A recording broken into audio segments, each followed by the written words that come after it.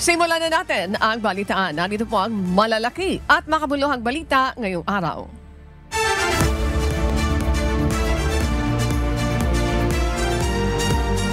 Inihayag ni Senate Finance Committee Chairperson Senator Sherwin Gatchalian ang natuklasan nilang 6 na uri ng red flags o mga babala sa panukalang budget ng ehekutibo. Una, ang kawalan ng station number na naglalaman ng detalye ng mga lokasyon ng proyekto. Pangalawa, ang duplicated o pare-parehong proyekto na nakasaad sa NEP. Pangatlo, isang proyekto na hinati sa 4 na phases o bahagi na pare-pareho rin ang halaga. Pang-apat ay ang round number na rounded off o kinuha ang pinakamalapit na buong halaga ng project costs. Pang-5 red flag na nakita ng senador ay ang mga proyektong may mga specific code names habang ang iba ay wala. At ang pinaka-malalaan niya ang proyektong nasa 2025 General Appropriations Act o mga naaprobahang budget para sa implementasyon ngayong taon. Ngunit, makikita pa rin sa 2026 NEP. Hindi naman po siguro clerical error to. Diba? Sinadya to ilagay sa NEP. Diba? Ang punto ko, DBM should be more should reform its process and maging mas detalyado sa pag-a-analyze ng mga projects na pinapasok sa NEP. Ang nangyayari kasi, dinadala dito na lumalampas sa scrutiny ninyo. Dapat mag-scrutinize pa kayo ng maigi kasi very obvious naman to eh. Hataw Balita ngayon! Malapit nang mabuo ang independent body na mag-iimbestiga sa mga anomalya sa flood control projects ayon kay Pangulong Ferdinand Marcos Jr. Gayunman, hindi na nagbigay ng detalye ang Pangulo sa magiging komposisyon nito. Ang bagong talagang kalihim ng Department of Public Works and Highways na si Secretary Vince Dizon binuwag ang Anti-Graft and Corrupt Practices Committee na nagsasagawa ng internal investigation sa ahensya kaugnay ng anomalya sa flood control projects. I don't want to talk about it until buo na eh. Hindi pa namin nabubuo yung plano eh. But we'll talk about it. Malapit na yan. Very, very soon. Unang-una po, no, with all due respect po no, sa mga officials na nagbuo ng task force, hindi po ako naniniwala ng organisasyon dapat imbestigahan ang sarili niya. Hindi po ata tama yun. Hataw Balita ngayon! Padadalhan ng Sabina ang 5 contractors na no-show sa unang pagdinig ng House Infrastructure Committee kahapon kaugnay ng maanumalyang flood control projects. Partikular dito ang Royal Crown Monarchs Construction and Supplies Corporation, Sims Construction Trading, Alpha and Omega General Contractor and Development Corporation at St. Timothy Construction Corporation at Wawaw Builders Corporation.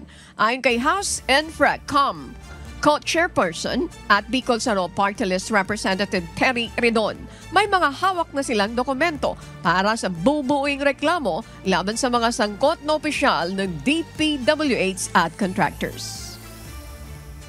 We have copies of all relevant documents to build the cases. The threshold for plunder is 50 million pesos. Plunder charges should be filed against all personalities in the soonest time. Hataw Balita ngayon! Inaasahan ng bagong kalihim ng Department of Public Works and Highways o DPWH na si Secretary Vince Dizon ang reorganization ng ahensya sa loob ng 60 araw. Sinabi ito ng kalihim sa turnover ceremony kahapon sa Maynila. Ayon kay Secretary Dizon, hindi ito magiging madali pero ito'y kinakailangan. Noong Lunes, ipinagutos ng kalihim ang pagpapasa ng courtesy resignation ng mga opisyal ng ahensya. Hataw Balita ngayon! Nasa 4% ng gross domestic product ng Pilipinas ang ilalaan para sa edukasyon. Ayon sa Department of Education, nasa 1.2 trillion pesos ang nasa panukalang pondo ng edukasyon na nakapaloob sa National Expenditure Program sa 2026. Ayon kay Education Secretary Sonny Angara, isang makasaysayang hakbang ang nakalang pondo dahil sa kauna-unahang pagkakataon ay pasok ito sa benchmark ng UNESCO pagdating naman sa education spending. Dagdag ng kalihim, nangangahulugan niya ito na nasa prioridad ng Pangulo ang edukasyon. Hataw Balita ngayon.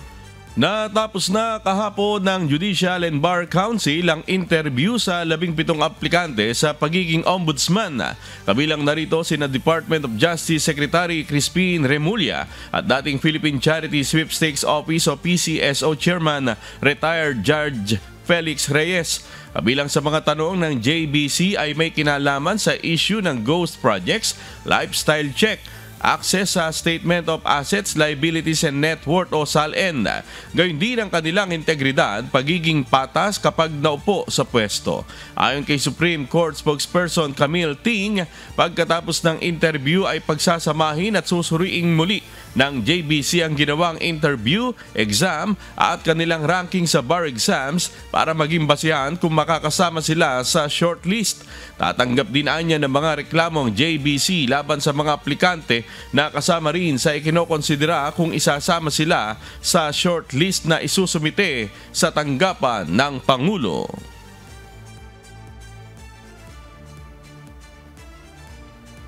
The public can actually file a complaint with the JBC regarding any of the applicants. So, after the interviews, ang gagawin po ng JBC, they will collate lahat ng, meron silang psychological evaluation, yung results ng written exams, yung results ng interview, as well as results ng survey or any of the complaints. Hataw Balita ngayon. Paghahain ng mosyon sa Ombudsman sa Department of Justice Secretary Crispin Remulla para resolbahin ang inihayang reklamo laban sa kanya ni Senator Amy Marcos. Kahapon, sumalang sa Judicial and Bar Council o JBC interview sa Secretary Remulla para sa kanyang aplikasyon bilang Ombudsman. Naging kontrobersyal ang aplikasyon ng kalihim dahil sa reklamong inihain ni Senator Amy Marcos sa kanya matapos ang pag-aresto at pag-turnover kay dating Pangulong Rodrigo Duterte sa International Criminal Court o ICC. Ayon kay Remulla, wala pa siyang clearance mula sa Ombudsman kaugnay ng kanyang aplikasyon at hihingin pa lamang niya ito. And it's still there, still pending. Basta I'll be filing a motion so that this will be resolved as soon as possible. Wala naman akong sinasang-ayunan. Ang sinasabi ko, klarong disqualified.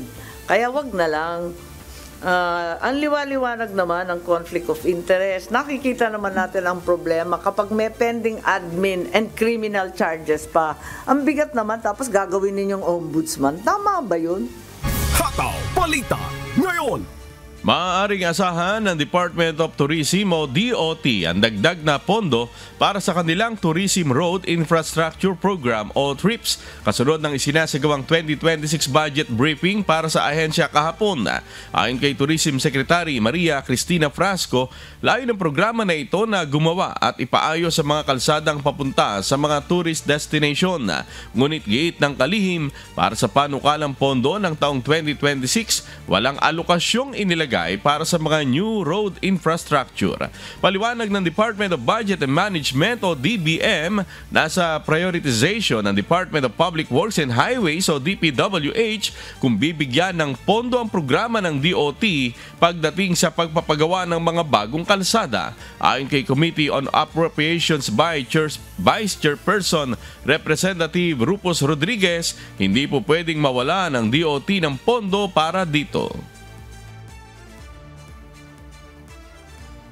Under the 2026 NEP, the amount of 3.5 billion is allocated for continuing roads, but there is zero funding that is allocated for new roads. Based on the RA 9593, the DOT must coordinate with the DPWH on the identification of projects to be funded under the TRIP. There is a need to restore the budget that have been given to the Department of Tourism on the trips. In other words, how can we continue to be able to develop our tourist sites in the different parts of the Philippines?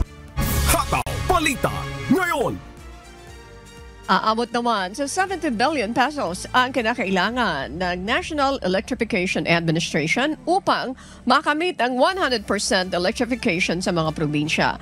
Ayon kay Antonio Mariano Almeda, miyembro ng NEA Board, malaki pa ang budget na kinakailangan upang magawa ang ipinangako ni Pangulong Ferdinand Marcos Jr. sa kanyang 2023 State of the Nation Address na pagkakaroon ng kuryente sa bawat sulok ng bansa.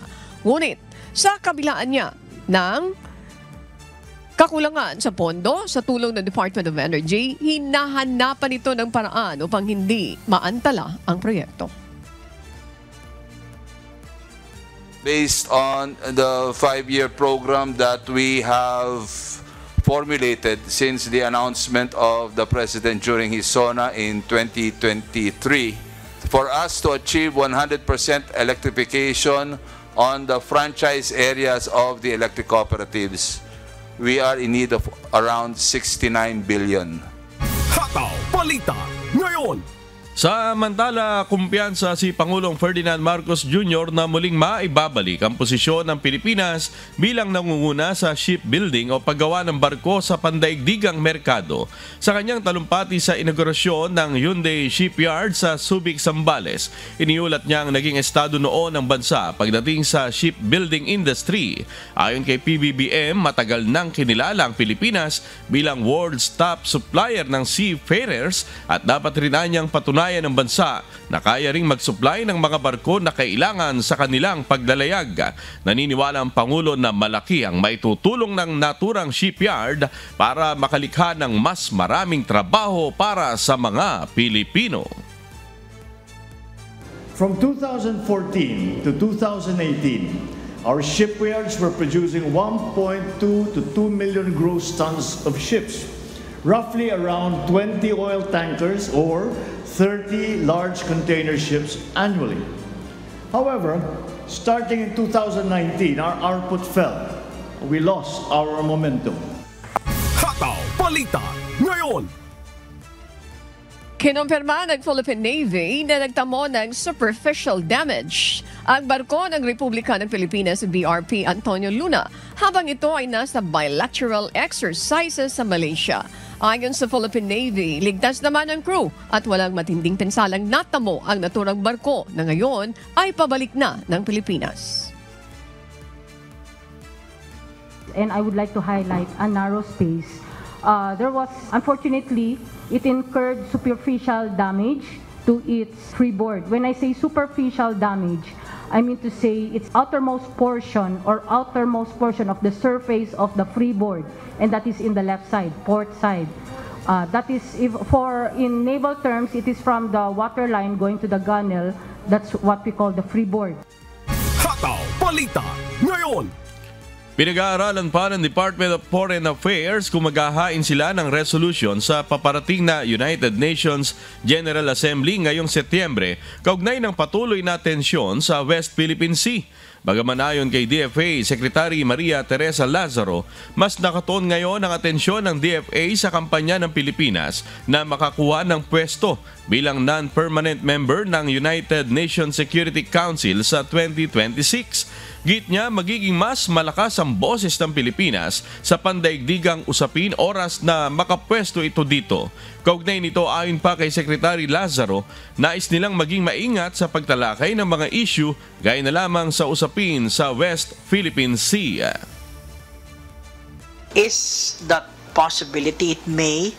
However, at the present time, we are having a bilateral mechanism that is so far being effective. The transparency initiative of the military is something that is also deterring certain situation. Hataw Balita ngayon.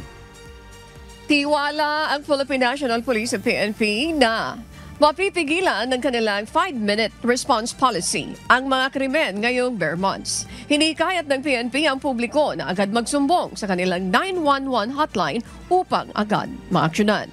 Kabilang sa mga petty crimes na binabantayan ng PNP ngayong bare months ay ang snatching, robbery hold-up, salisigang, pick-up pocketing o pandurukot at iba pa.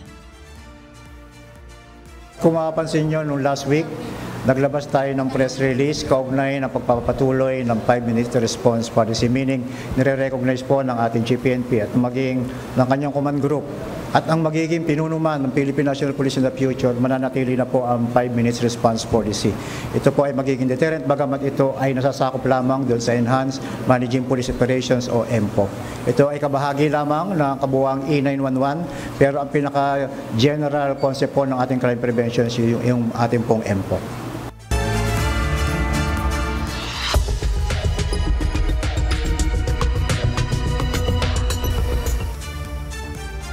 Good morning, amigo Sherwin, Mamani at mga kasangbahay.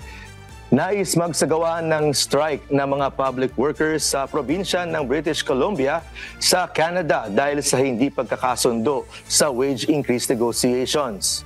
Sakaling matuloy ito, pinangangambahan ng posibleng maging pinsala nito sa public services ng probinsya. Mula sa Toronto, Canada, may humahataw na balita si Orlin Quijano live.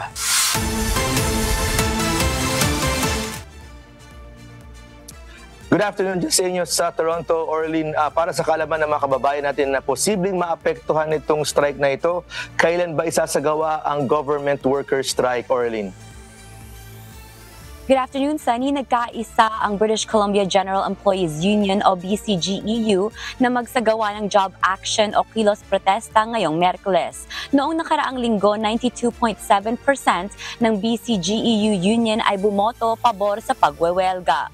Kabilang sa ipinaglalaban ng union ay ang mas mataas na sahod upang matugunan ang tumataas na gastos sa pamumuhay at ang opsyon sa remote work. Nasa mga 34,000 public sector workers ang inaasahang sasali sa job action. Hindi dinetalye ni Union President Paul Finch ang plano ng grupo sa pagwelga, ngunit maaring kabilang ang mga wildlife firefighter, social worker, correctional officer at sheriff, administrative professional, conservation officer, court worker at siyentipiko. Samantala, ayon kay Labor Minister Jennifer Whiteside, suportado ng gobyerno ang karapatan ng mga manggagawa na magwelga, ngunit hindi nagkomento sa detalye ng negosasyon. Balik sa'yo, Sunny.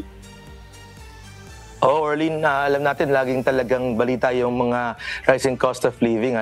Paano ba naapektuhan ng rising cost of living, Orlin, ang mga public workers sa probinsya dyan sa British Columbia, maging yung mga kababayan na rin natin? Oo, Sunny, ayon kay Union President Paul Finch, the union workers underneath their union are making 2.7% less ng average dyan sa probinsya ng British Columbia, which is on the western side of the country kung compared dito sa Toronto. And dahil nga dyan, and commonly also dito rin sa Toronto, many of the public workers work 2 or even 3 jobs. On average nga, 22% ang nagtatrabaho ng second job and sometimes even a third job para lang to make the ends meet dahil nga sa rising cost of living dito sa bansa. Sunny? Yeah, at alam natin marami tayong mga kababayan dyan sa probinsya ng British Columbia sa Canada. Salamat, Orlin Quijano, sa update mula naman dyan sa Toronto, Canada. Hataw Balita ngayon! Libo-libong international students ang direktang kinokontak ngayon ng United Kingdom government sa pamamagitan ng text at email. Ito'y upang magpaalala na iwasan nilang mag-overstay sa bansa. Ito ang humahataw na balita ni James Hilario. Nagbabala ang pamahalaan ng United Kingdom sa mga may study visa na huwag mag-overstay. Posibleng ipa-deport ang mga ito sakaling lumagpas sila sa nakasaad na duration of stay sa in-issue na visa sa kanila. Ayon sa Home Office, halos 15,000 o 13% ng asylum application sa UK ay mula sa mga dating pumasok gamit ang study visa. Upang mapigilan ang pagdami ng ganitong kaso simula ngayong buwan, mas hihigpitan ang requirements sa visa refusal at course completion rates na kailangang maabot ng mga universidad upang mapanatili ang kanilang kakayahang mag-sponsor ng mga visa sa hinaharap. Bukod dito, inanunsyo rin ng Home Office ang pagbawas ng panahong maaring manatili sa UK ang mga dayuhang graduates pagkatapos ng kanilang pag-aaral. Mula sa 2 taon, ngayon nasa 18 buwan. James Hilario, humahataw sa Balita Ngayon.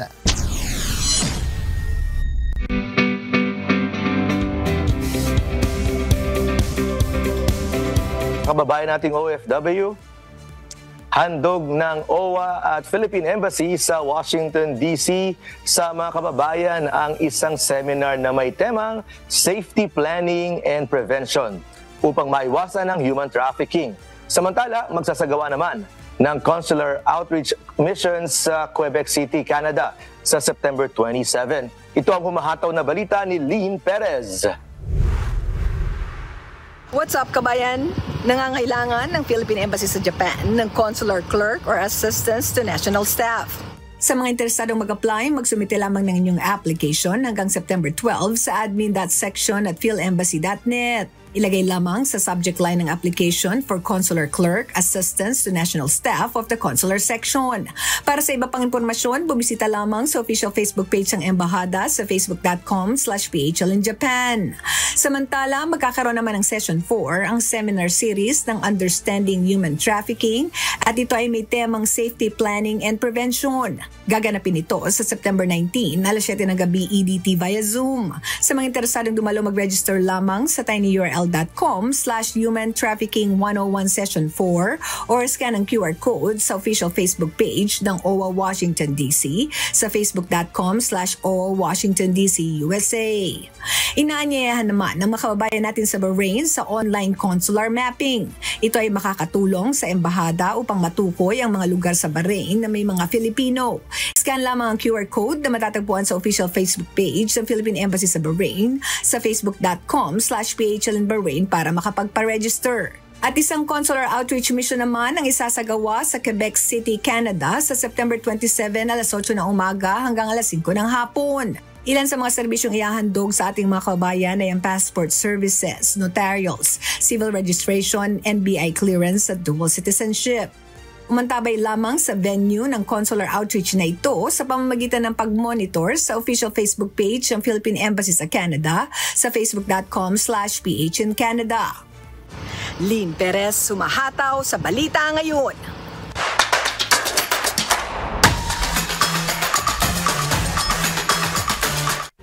Dumagsa ang mga kababayan natin sa Ho Xuan Huong Stadium para saksihan ang PBA Legends Exhibition Game.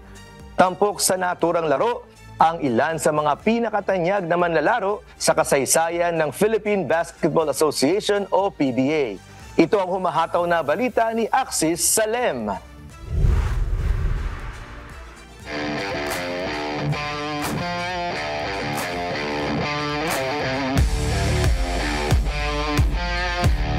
Itong basketball icons ang lumahok sa isang exhibition game na sinagawa ng Samahang Pinoy in Vietnam o SAPI.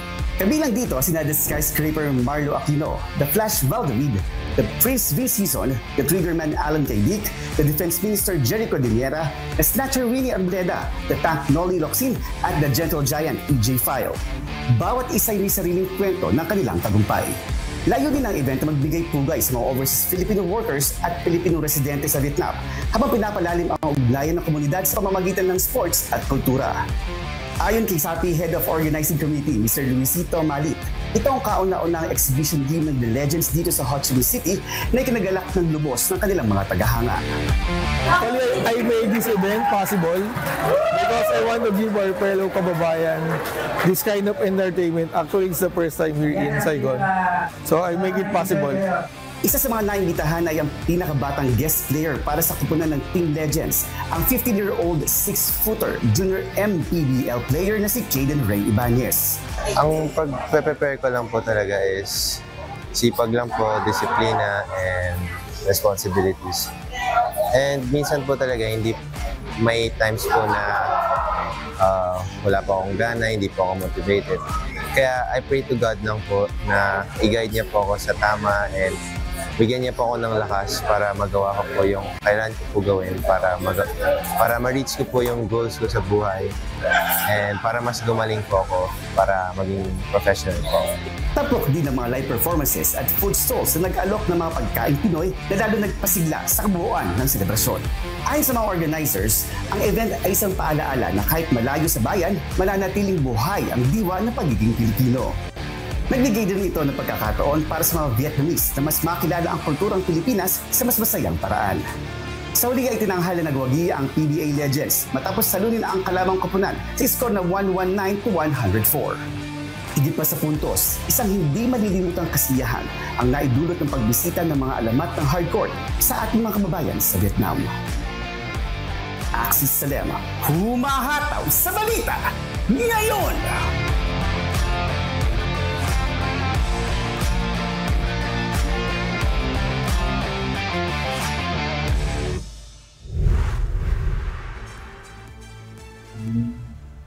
At yan po ang mga balita mula sa iba't ibang panig ng mundo. Mula rito sa Houston, Texas, ako si Sunny Cos. Magandang araw po. Makakapanayam natin ngayong umaga si Ginoong Unicol A. Manalo, Assistant Secretary for Operations ng Department of Agriculture upang pag-usapan ang mga paghahanda ng kagawaran ng agrikultura kapag masama ang panahon. Magandang umaga po sa inyo, Assistant Secretary Unicos. Thank you for joining us this morning. Magandang umaga din po, Miss Ami, at sa ating pong kasamaan sa studio si Amigong Sherwin. Yan. Ako po ay si Annie. Lapit lang po kayo, Asek. Yan, maraming salamat. Ito ang unang itatanong namin sa inyo. Ano ba ang tulong na ibinibigay po ng Department of Agriculture doon sa mga magsasaka? Yung mga magsasaka natin kapag nasisira yung kanilang mga ani doon sa malalakas na bagyo, especially this time, itong September, mayroon daw pa parating, 2, 4 pa na mga pagsama ng panahon. Asek? Salamat po sa tanong. No? Tulad nga po ng nasabi ninyo, itong mga panahon na to talaga pong bukod sa tag-ulan, yun naman po ang panahon ng pagdating ng ating mga bagyo. No?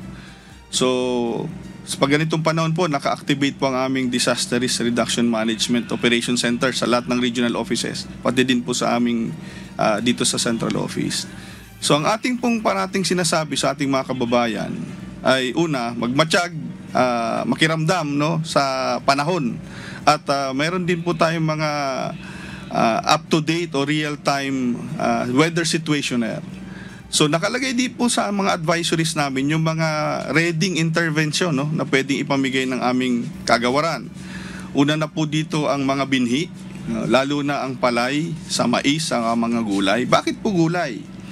Yung iba po kasi mga areas na tinatamaan o natatamaan ng kalamidad at merong shorter period na lang no, na magtanim bago ang uling cropping season nila. Kasi po may dalawang distinct cropping season tayo ng ating major crops, which is yung wet season na ngayon na magte-terminate siya ngayong September 15. Ibig sabihin ng termination, hanggang September 15 po may nagtatanim.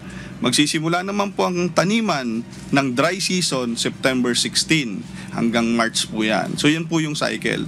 Pag ang area po, isang area po na tamaan ng kalamidad at may shorter period siya na magtanim, sabihin natin mga 1 month, ini-encourage na po namin na magtanim ng gulay kung appropriate yung gulay. Kung hindi po, kung pwedeng magtanim uli, kaya nga po ang binhi nating nakaredy ay palay, mais at gulay. Bukod pa rin po sa ating mga livestock or poultry na ipinamimigay.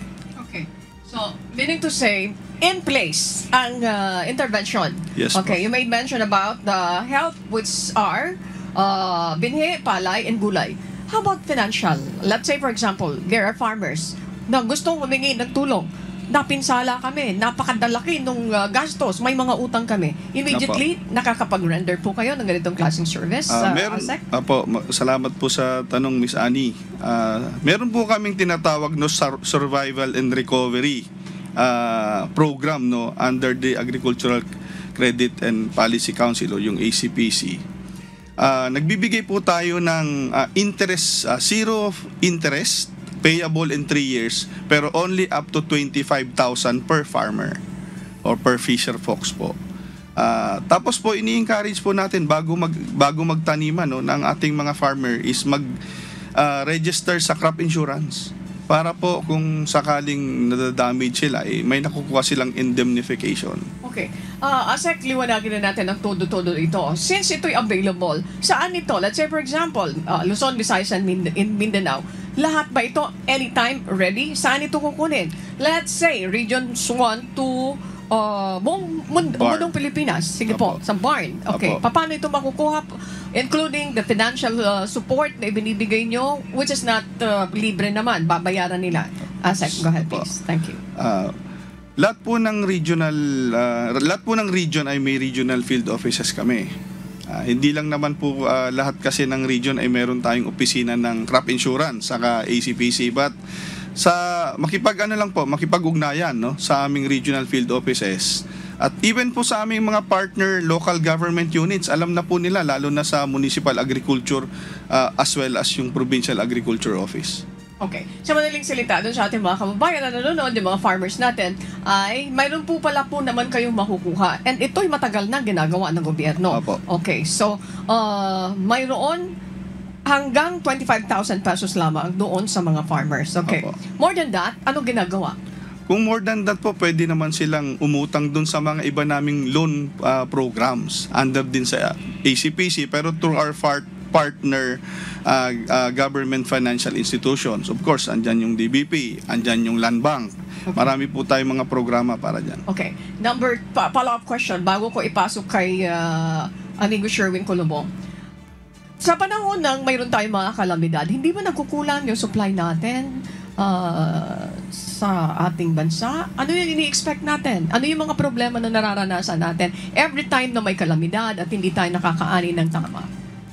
Una po, magandang tanong yan, Kasi unang lumalabas yung mahal bigla ng presyo ng bilihin. Opo. Lalo ng gulay, isda. That's correct. Una pong tinitingnan natin, alin muna po bang lugar pinanggagalingan, kasi baka naman po merong nananamantala. Okay. So pag may mga ganitong panahon or kahit nga po daily, yung average days lang, ay nagmo-monitor po ang kagawaran ng presyo ng mga major agricultural commodities, Dito nga sa NCR, yung daily monitoring ng presyo ng DA, hindi lang dito sa mga major wet markets, pati na yung mga supermarkets tinitingnan natin, para may paabot sa ating mga kababayan, nasa ang area ang medyo mura. Okay, nasa ang area ang may mahal. At of course, yung mahal po, may mga pulisiya tayo dyan, sa pakikipagtulong ng local government units to the local price coordinating council para makita natin kung may mga irregular na pag-spike ng presyo. At yung mandato pa rin po namin na i-encourage yung pagtaas ng produksyon. Una, yan ang talagang in-encourage natin na taasan yung produksyon. Pangalawa, in-encourage din natin na mag-diversify ng source ng pagkain. Kasi ang parating hinahanap, may certain gulay. May mga types po kasi tayo ng gulay na seasonal. So, yung iba na nakakapagbenta na hindi talaga sa panahon, medyo mataas ang presyo. Pero in-encourage natin ating mga kababayan, lalo sa mga kanayunan, may mga gulay po tayo dyan available. Ano po ito? Meron tayong gabi, lalo na sa Bicol. Okay? Meron tayong mga malunggay, meron tayong alugbati. Ang in-encourage natin, i-diversify yung source ng kasi meron po talagang mga fresh o mga gulay na minsan wala sa panahon, pero pag nasa merkado, mataas ang presyo. Okay. Asek Manalo, dito sa nangyayari ngayon, especially sa controversial na presyo ng bigas. Yes. Okay. Mayroon nga kayong kaliwa, mayroon nga kayong mura. But that is, I don't know, I just want to get your reaction to this. Political program naman yan. Hindi naman yan sustainable. Kung hindi sustainable, mahihirapan. So, this is a band-aid solution. How do you react to that? At tama po ba yun? Ito ba ay malaking tulong sa ating mga mamamayan? Salamat po sa tanong, Miss Annie. Well, unang-una, talagang kontrobersyal dahil alaman po natin dahil dito sa paglulunsad ng ating gobyerno sa pamumuno po ng ating butiing Pangulo na si Pangulong Ferdinand Bongbong Marcos Jr. at aming pong kalihim si Secretary Francisco Chu Laurel Jr. ay una, tingnan muna po yung mga marginal sector. Kaya nga po nilaunch ang P20, una muna po sa 4 na sektor. single parent, 4-piece, senior citizen, saka PWDs. Ngayon po, sinasama po natin ngayon ang mga magsasaka, lalo na po yung rice farmers. Controversial dahil sinasabi nila malaking insulto sa ating mga kababayang magsasaka mismo na mag-avail na. Pag tiningnan po kasi natin sa kabuuan, ang parating outlook ng gobyerno ay yung sa majority. Sabihin na nating political decision, ang role talaga po ng government is tingnan yung sa majority, no? Lalo na yung mga nasa marginal sector. So kaya ganito po ang naging programa ng ating gobyerno. Okay, at this point po, si Amigo Sherwin Culumong wala po sa studio ay may mga additional questions. Amigo Sherwin, magandang umaga po sa inyo. Go ahead, question. Yes, good morning po, Asek. Naalala ko lang po kasi yung nung panahon na kami napunta dyan sa IRI, sa International Rice Research Institute sa Los Baños, Laguna. Nakita namin marami pong binhi o may pinakita sa aming binhi ng palay na po pwede po sa mga anong klaseng panahon, gaya po ng tag-init, yung sa baha. Yun po ba na-adapt na po natin ng ating mga magsasaka? Nagagamit na po ba yun? Nagagamit na po. Salamat, amigong Sherwin. Opo, tama po yan. Maraming rin po tayong mga local varieties, no? Yung sinasabi natin pag yung sa mga areas na hindi ganong inaabot na ang ating irigasyon, na umaasa lang sa ulan, meron tayong mga varieties, yung sinasabi natin mga sahod ulan varieties. Meron din po tayong dun sa mga submerged tolerant, yung mga sa mga areas na sabihin natin parati pong tinatamaan ng baha. So marami po tayong mga varieties na rin po. Although syempre ang gusto natin kasing mataasan agad yung production, no? So ini-encourage din po ang ating mga kababayan na mga magsasaka na magtanim ng hybrid rice varieties kasi ito po talaga yung mga variety na mataas ang ani o ang yield per hectare.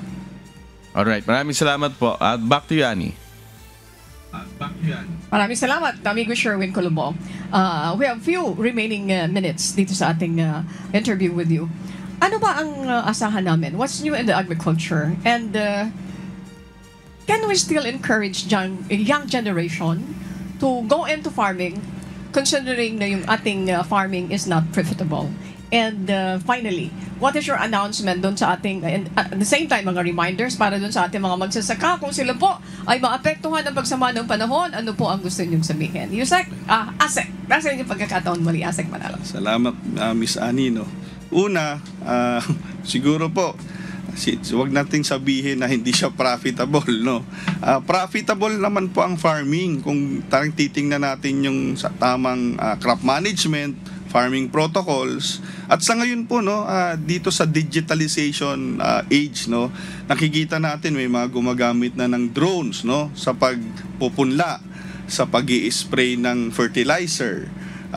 Meron din po tayong ginagamit ng mga apps, no, para tingnan kung ano yung peste, anong kailangan gawin, even yung tamang paglagay ng fertilizer. So dito po sa digitalization age, no, ito po siguro ang mga kaengganyo sa ating mga young entrepreneurs, no, young agripreneurs, no.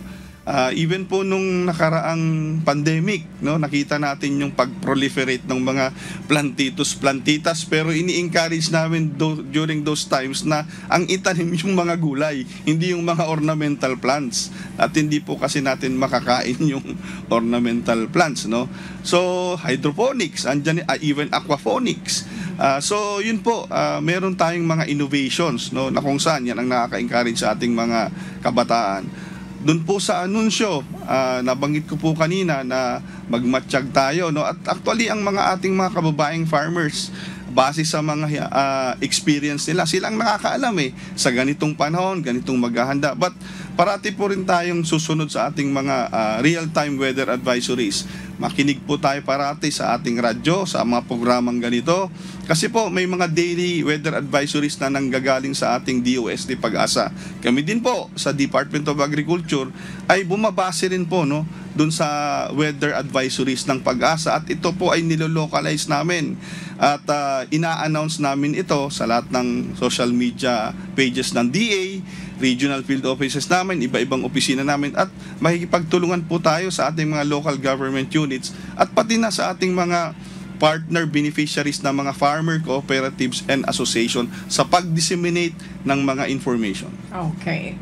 Hindi po pwedeng sabihin na hindi profitable ang farming doon sa ating mga magsasaka, mga kasambahay. Iyan po ang binabanggit ni Assistant Secretary Manalo. Sana ma-encourage pa rin yung ating mga younger generation. Mabalos po tabi. Maraming salamat. Ginoong Uniclos A. Manalo, Assistant Secretary for Operations in the Department of Agriculture. Magandang umaga and thank you for joining us this morning. Maraming salamat po at mabuhay po.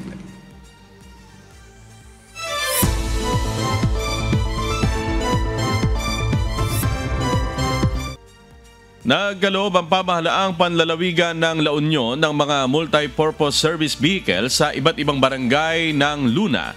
Ito'y para mapabilis ang serbisyo sa publiko. Si Toto Fabro sumahataw. Nasa 40 multi-purpose vehicle service ang ipinagkaloob ng provincial government sa bayan ng Luna, La Union. Layunin nito na masuportahan ng mga barangay at munisipyo pagdating sa transportasyon para sa mga emergency response, health services at iba pang programa ng pamahalaan. Bahagi ng inisyatibong ito na pagsasakatuparan ng provincial government ng La Union na adhikain nitong agkaisa na nagtataguyod ng mas epektibong serbisyo publiko para sa mga taga La Union.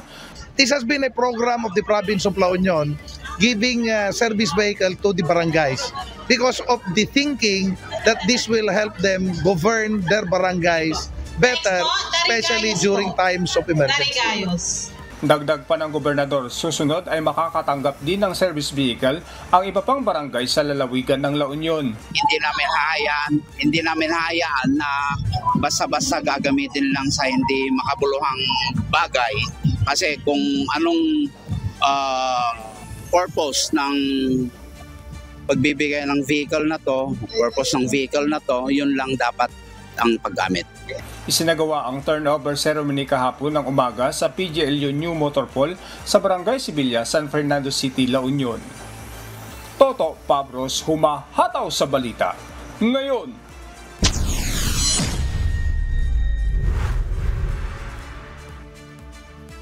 alinsunod sa plataforma ni Cebu Governor Pam Baricuatro na may ayos ng health system sa probinsya at maging accessible sa mga Cebuano. May pondong inilaan ang provincial government para sa pagsasaayos ng mga health facilities sa Cebu. Si Gladys Tuabi, humahataw. Naglaan ang Cebu Capital ng 650 million pesos para sa pagpapabuti ng district at provincial hospitals sa Cebu. Ang nasabing pondo ay para sa mga proyektong infrastruktura at iba pang kinakailangang requirements. Gayon din ang pagsasagawa ng Level 1 at Level 2 facilities. Sa kasalukuyan, ang Kapitolyo ay may 16 na pinapatakbong ospital. Samantala sa layuning makuha muli ang tiwala ng mga tao sa serbisyo ng mga ospital sa Cebu, iba't ibang hakbang ang ginagawa ng kasalukuyang administrasyon.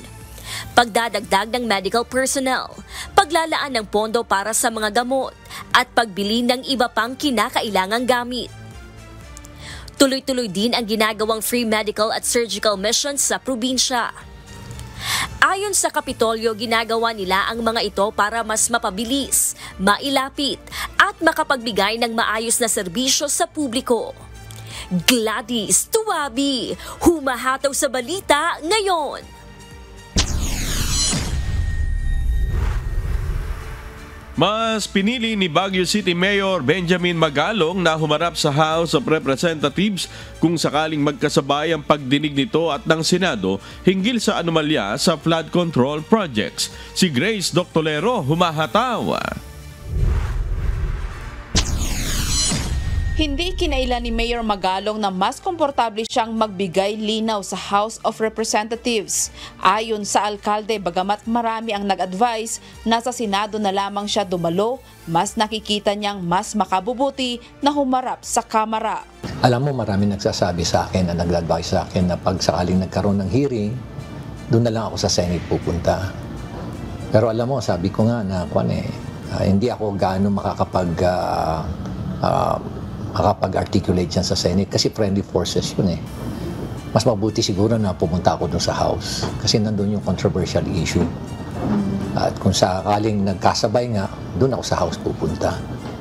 Nakahanda kami na humarap dyan.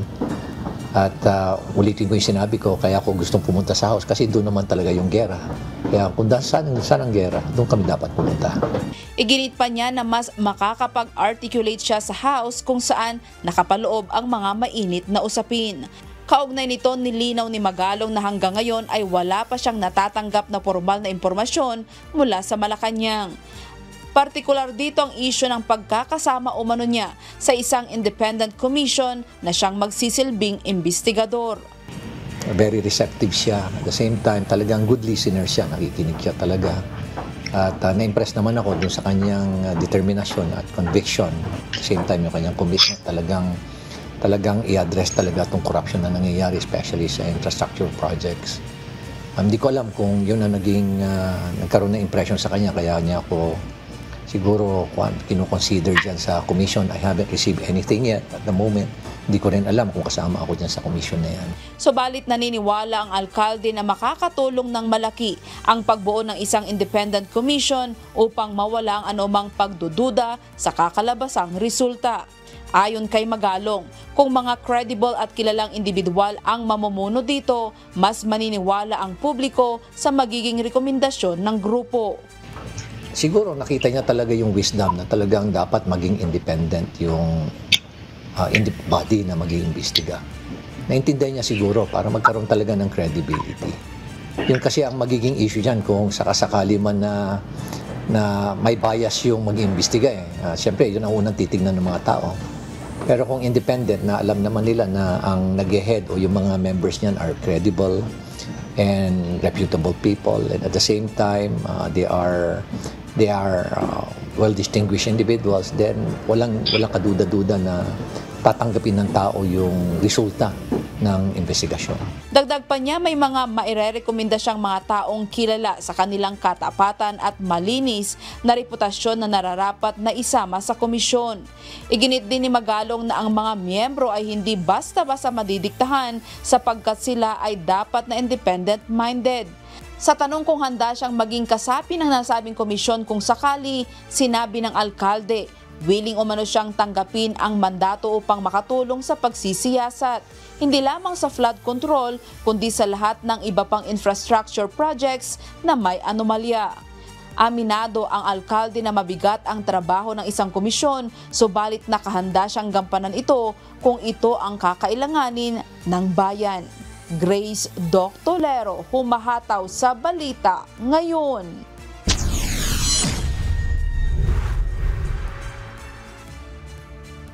Mga kasambahay, kung may mga storya po kayong nais balikan sa Hataw Balita ngayon, pwede niyo po itong muling mapanood sa aming mga official social media account. Magtungo lamang po sa UNTV News and Rescue YouTube channel at i-click ang subscribe button. Gayon din po sa aming Facebook at TikTok accounts. Mapapanood nyo rin rito ang iba pang news programs ng UNTV, pati na po ang iba pang video na nag-iisang public service channel. Kaya tara na! Subscribe, like, and share.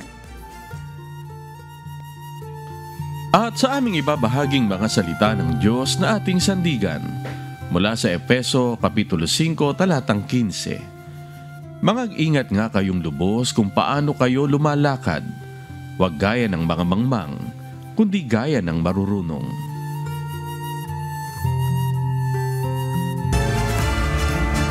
At yan po ang mga humahataw na balita ngayong umaga ng Miyerkules, ika-3 sa buwan ng Setyembre 2025. Ako po ang inyong amigo, Sherwin Kulubong.